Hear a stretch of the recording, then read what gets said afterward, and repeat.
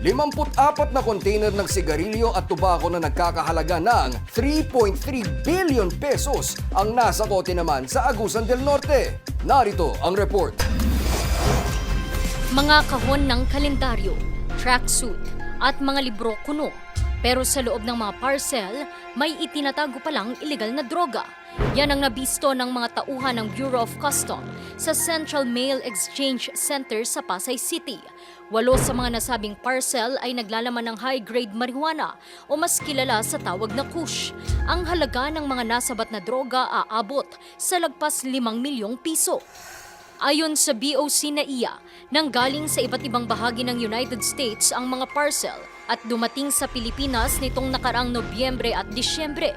Nakatakda na sanang i-deliver ang mga nasabing packages sa mga tanggapan sa Cavite, Laguna at Misamis Oriental. Pero dahil sa masinsin na pag-iinspeksyon ng customs, nabuko ang aabot sa 3,400 gramo ng kush na isiniksik sa mga parcel. Formal nang na-turn over ng BOC sa Philippine Drug Enforcement Agency o PDEA ang mga nasabing droga para sa karagdagang chemical analysis, pagbuo ng kaso at pagsasampa ng mga kinakailangang reklamo laban sa mga responsable.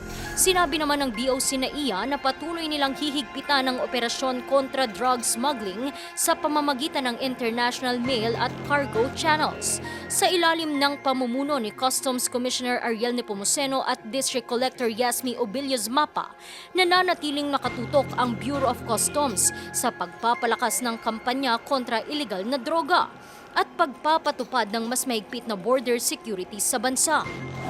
Samantala, hili-hilerang container van naman ang tumambad sa mga otoridad sa isang container yard sa Agusan del Norte. Nang buksan, puno pala ito ng mga sigarilyo. Hindi lang yan, mayroon ding raw material sa paggawa ng tabako.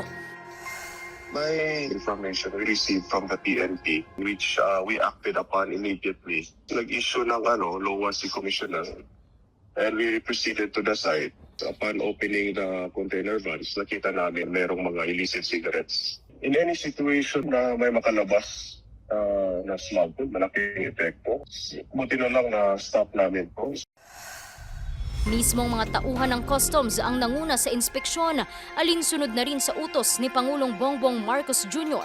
na paigtingin ang kampanya kontra smuggling sa bansa. Tumulong din sa operasyon ng Philippine National Police. 52 container van ang nakitang may laman na iba't ibang brand ng sigarilyo. Kabilang dito ang Red at Menthol Modern, Red at Menthol Carnival, Nisei Baisha, Commando at ibang uri ng sigarilyo. Samantala, 2 container van naman ang may lamang raw tobacco materials. Sa tansya ng mga otoridad, aabot sa 3 bilyon at 300 milyong piso ang halaga ng mga nasabat. Lumabas sa paunang investigasyon na posibleng galing sa ibang bansa ang mga kargamento.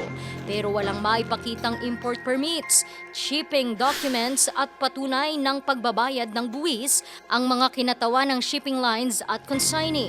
Dahil dito agad na ipinapadlock ng mga otoridad ang lahat ng container vans at bantay sarado ngayon ng mga operatiba.